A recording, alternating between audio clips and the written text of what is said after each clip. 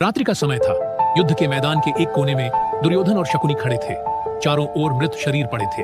हवा में दर्द की चीखें घुली थी। दुर्योधन ने शकुनी की ओर देखा और कहा, मामा, अब सब समाप्त हो गया। जिनके बल पर मैंने ये युद्ध लड़ा वे सब मर चुके हैं। मेरे भाई, मेरे सेनापति, मेरे गुरु सब चले गए। अब केवल हम बचे हैं। क्या यही तुम्हारी चालों का परिणाम था?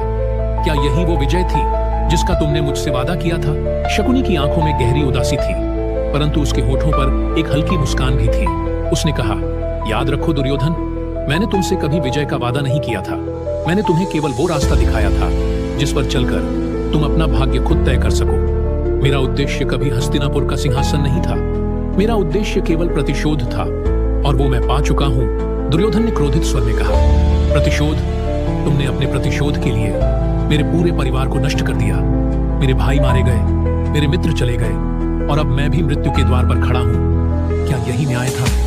शकुनी ने गहरी सांस ली और कहा, दुर्योधन, जब मैं गंधार का राजकुमार था तब मेरा परिवार हस्तिनापुर की राजनीति का शिकार हुआ था। रात्रि का समय था।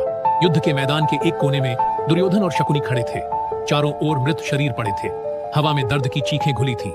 दुर्योधन ने शकुनी की ओर देखा और कहा, मामा, अब सब समाप्त हो गया। जिनके बल पर मैंने ये युद्ध लड़ा वे सब मर चुके हैं। मेरे भाई, मेरे सेनापति, मेरे गुरु सब चले गए। अब केवल हम बचे हैं। क्या यही तुम्हारी चालों का परिणाम था? क्या यही वो विजय थी जिसका तुमने मुझसे वादा किया था?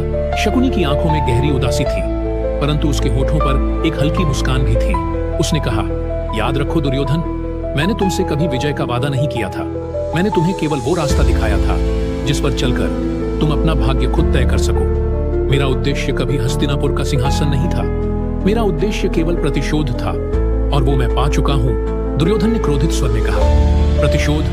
तुमने अपने प्रतिशोध के लिए मेरे पूरे परिवार को नष्ट कर दिया। मेरे भाई मारे गए, मेरे मित्र चले गए, और अब मैं भी मृत्यु के द्वार पर खड़ा हूं। क्या यही न्याय था?